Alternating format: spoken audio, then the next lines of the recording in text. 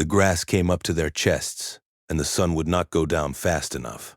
Roughly 120 men lay flat in an open field in central Luzon in the Philippines, crawling the last few hundred yards on their bellies, 1 inch at a time toward a prison camp ringed with guard towers.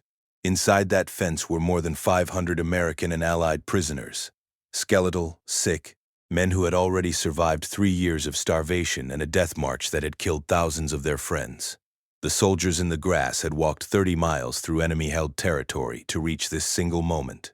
There was no cover. There was no second plan. If one guard in one tower happened to look down at the wrong patch of field, every man crawling through it would die there in the open. These men were United States Army Rangers. And by the end of that night, the story of what they did would become one of the reasons Japanese soldiers learned to fear that name. To understand how a few hundred men earned that fear, you have to understand who they were and what they were sent to do.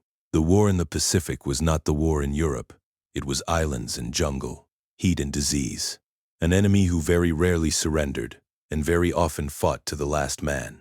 Into that theater came a single Ranger Battalion, the Sixth Ranger Battalion, the only one of its kind in the Pacific. They had not started life as Rangers at all. They began as the 98th Field Artillery Battalion, men trained to handle pack mules and howitzers. In 1944, they were rebuilt from the ground up into a light, fast raiding force, hand-toughened for exactly the kind of mission no ordinary unit was expected to survive. The man who reshaped them was a lieutenant colonel named Henry Mucci. Mucci was lean, relentless, and a little theatrical. He chewed a pipe, he pushed his men through brutal marches and live-fire training, and he weeded out anyone who could not keep up. By the time he was done, he had a battalion of volunteers who could march for hours, shoot straight under pressure, and move quietly in the dark. What he did not yet have was a mission worthy of all that preparation. Then, in January of 1945, that mission found him. American forces had landed on Luzon and were driving toward Manila. As they advanced, the high command grew quietly terrified about something the maps could not show them: the prisoners. Scattered across the Philippines were thousands of Allied captives, the survivors of the fall of Batahan, and Corregidor in 1942. They had endured the Bataan Death March, where prisoners were beaten, bayoneted, and left to die by the roadside. They had endured years in camps where men starved on a few spoonfuls of rice a day. And now there was a new fear, and it was not imagined. Just weeks earlier, on the island of Palawan, Japanese guards had herded around 150 American prisoners into air raid trenches, doused them with fuel, and set them on fire to keep them from being liberated. Only a handful escaped to tell what had happened. The lesson landed like a hammer. As American troops got closer, the prisoners were not becoming safer. They were becoming witnesses the enemy might decide to erase. One camp sat directly in the path of that fear, a prison near the town of Cabanatuan. Inside were more than 500 men, among them some of the last survivors of Bataan. They were too weak to run, too weak to fight, and far behind enemy lines. If the Japanese chose to kill them, they would be gone long before the front line ever arrived. So the order came down to Mucci: go and get them, walk 30 miles into enemy territory, hit a defended camp, and bring out every prisoner alive, most of whom could barely stand. It should not have been possible, and the first problem was simply knowing what they were walking into. This is where another small and almost forgotten unit enters the story: the Alamo Scouts. These were tiny reconnaissance teams, just a few men each, trained to slip deep behind enemy lines, watch, count, and slip back out without ever being seen. Days before the raid, the scouts crept close to the camp and did something extraordinary. They watched it. They counted guards. They mapped the towers, the gates, the buildings, the pits where weapons were placed. They learned the rhythm of the place, when patrols moved, where the soldiers slept, and they brought back a complication. There were not only guards in the camp, there were Japanese combat troops moving through the area in large numbers, including units resting near a river crossing barely a mile away. A few hundred more enemy soldiers could appear in minutes if the shooting started. The Rangers would not just have to take the camp. They would have to take it, empty it, and be gone before the surrounding countryside woke up and closed in around them. There was one more force without which none of it would have worked, and they were Filipino. As the Rangers marched, they linked up with Filipino guerrillas, local fighters who had been resisting the occupation for years and who knew every trail, every village, every river bend. Two of their leaders, Captain Juan Pajota, and Captain Eduardo Osan, became essential to the plan. The guerrillas guided the Rangers, hid them, and fed them. In village after village along the route, the Rangers had to trust ordinary Filipinos not to give them away, and not one of them did. Whole communities quieted their dogs and held their breath as a column of armed men passed through in the dark. But getting close brought the hardest problem of all into plain view. The camp sat at the edge of wide, flat, open ground. There were no trees to hide an approach, no folds in the earth to crawl behind. To reach the fence, the assault force would have to cross hundreds of yards of bare field in daylight's last hour, in full view of the guard towers. Mucci and his lead company commander, a young captain named Robert Prince, looked at that open ground and understood what it meant. A frontal approach across it would be suicide. So they did the only thing they could. They waited, and they crawled. For hours, men inched forward through the grass on their stomachs, rifles cradled in their arms, faces in the dirt, freezing in place every time a guard shifted in a tower. The discipline this required is almost impossible to overstate. One sneeze, one glint of metal, one man who lost his nerve, and the towers would open fire on soldiers lying in the open with nowhere to go. And then, the planners caught a break, and they had arranged for it. As the Rangers crawled, a lone American aircraft appeared overhead and began looping and diving over the camp, drawing every eye upward. The guards watched the strange plane instead of the field. Yard by yard in the last light, more than 100 Rangers crawled into position around the fence without a shot being fired.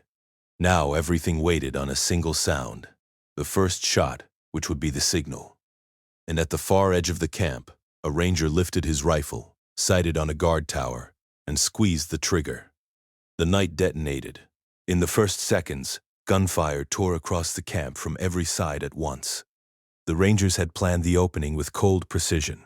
Fire teams hit the towers and the guard barracks simultaneously, cutting down sentries before most of them understood what was happening. Men sprinted the last yards to the fence and blew the gate. Inside, a bazooka team destroyed a shed where enemy soldiers and a pair of tanks were stationed, turning a possible counterattack into wreckage and flame before it could begin.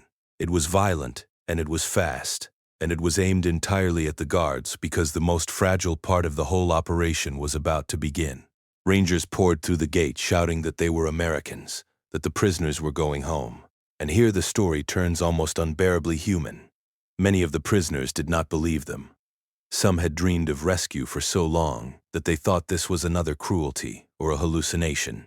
Others, hearing gunfire and seeing armed men storming in, were certain the Japanese had finally come to kill them, and they hid. Rangers had to go hut to hut, pulling frightened, emaciated men out by the arms, half carrying them toward the gate, while the firefight still crackled around them. Prisoners who weighed almost nothing were lifted bodily onto the backs of soldiers who had marched 30 miles to reach them. The assault on the camp itself was over in stunning time. By most accounts, the shooting inside the wire lasted only minutes before the guards were overwhelmed. But the raid was far from won, because a mile away, the real danger had heard everything.